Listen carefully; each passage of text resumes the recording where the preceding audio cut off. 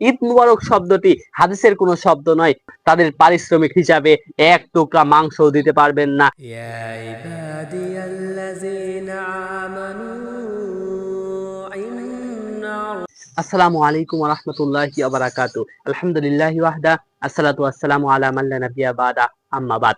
সুপ্রিয় দর্শক মণ্ডলী, আমরা পূর্বের পাঠে যে বিষয়টা নিয়ে আলোচনা করেছিলাম সেটা হচ্ছে ঈদগাহ মাঠে যাওয়ার পূর্বে আমাদের যে সকল কাজ রয়েছে। আজ যে বিষয়টা নিয়ে আলোচনা করব সেটা হচ্ছে ঈদগাহ মাঠ থেকে বাড়িতে ফিরে আসার সময় থেকে আমাদের কি কি কাজ রয়েছে এ বিষয়ে হালকা কিছু আলোচনা করব। এই বিষয়ে পুরোটা জানতে আমাদের ভিডিও পুরোটাই দেখবেন এবং চ্যানেলটা সাবস্ক্রাইব করে লাইক করে নেবেন। চলুন ভিডিও শুরু করা যাক। দেখেন, আমরা যখন ঈদগাহ মাঠ থেকে বের হচ্ছি ঠিক সেই সময় আমাদের কোনো বন্ধুর সাথে দেখা হলো, তখন কি বলবো? আমরা তো সালামু আলাইকুম বলেই ঈদ মুবারক বলে দিই।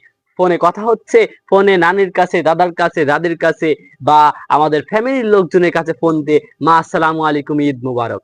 আমরা সর্বপ্রথমে কি বলে থাকি? ঈদ মুবারক। দেখেন, ঈদ মুবারক শব্দটি হাদিসের কোনো শব্দ নয়। ঈদ মুবারক শব্দটি আমাদের সমাজে কিছু কিছু মানুষদের বানানো একটা শব্দ, সেটা হচ্ছে ঈদ মুবারক। আর রাসূল সাল্লাল্লাহু আলাইহি ওয়াসাল্লাম বলেছেন, যখন তোমরা একে অপরের সাথে দেখা হবে, একে অপরের সাথে সাক্ষাৎ হবে, তখন তোমরা কি বলবে? আল্লাহুম্মা তাকাব্বাল মিন্নি ওয়া মিনকা। মানে আপনার একজন বন্ধুর সাথে অথবা একজন মানুষের সাথে দেখা হয়েছে, আপনি তখন বলবেন আল্লাহুম্মা তাকাব্বাল মিন্নি ওয়া মিনকা, অথবা বলবেন তাকাব্বালাল্লাহু মিন্নি ওয়া মিনকা। আর যখন অনেকজন লোকের সাথে, 2 জন 3 জন 4 জন 5 জন লোকের সাথে দেখা হবে, তখন বলবেন তাকাব্বালাল্লাহু মিন্নি ওয়া মিনকুম, অথবা আল্লাহুম্মা তাকাব্বাল মিন্নি ওয়া মিনকুম। শুধুমাত্র কুম শব্দটা একটু যুক্ত করলেই অনেকের সাথে যখন সাক্ষাৎ হবে তখন শুধুমাত্র কুম শব্দটা ব্যবহার করবেন।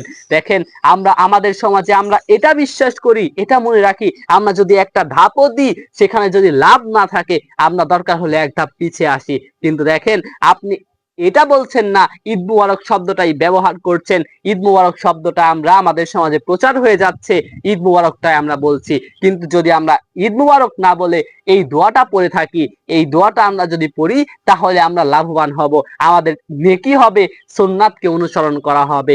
ঈদ মুবারক বলে সুন্নাতকে অনুসরণ করা হবে না। এই মুহূর্তে ঈদগাহ মাঠ থেকে চলে আসছি।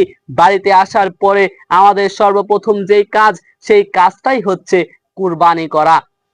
ঈদগাহ মাঠ থেকে আসার পরে আমরা কুরবানি করব, আমাদের সবচেয়ে প্রিয় বস্তুটাই কুরবানি করব। যেমন ইব্রাহিম আলাইহিস সালাম, তার সবচেয়ে প্রিয় বস্তু তার সন্তান।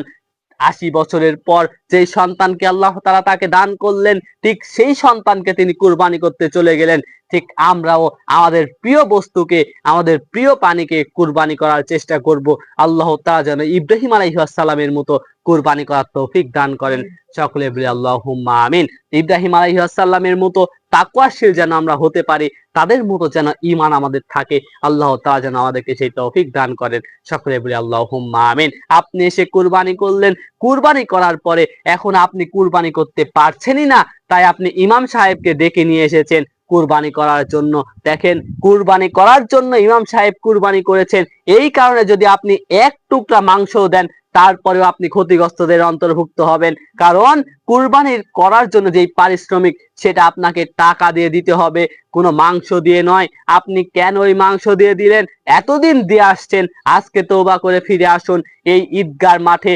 এই ঈদের পরেই আপনি এই কুরবানি থেকেই আপনি তাকে পারিশ্রমিক দেওয়ার চেষ্টা করবেন। আপনি পারিশ্রমিক দিবেন, আপনি কত পারবেন, 100 টাকা, 500 টাকা, আপনি যত টাকা পারেন তাকে পারিশ্রমিক দেন, কিন্তু আপনি তাকে মাংস দিতে পারবেন না। ঠিক তেমনি ভাবে আপনি আপনার মাংস কুটার জন্য যেসব মহিলা আমাদের সমাজে কাজ করে থাকে, এসব মহিলাদেরকেও তাদের পারিশ্রমিক হিসাবে এক টুকরা মাংস দিতে পারবেন না, তাদেরকে টাকা দিয়ে পারিশ্রমিক দিবেন। আল্লাহ তাআলা যেন আমাদের প্রত্যেকের কুরবানিকে কবুল করে দেন। সকলে বলি আল্লাহুম্মা আমিন।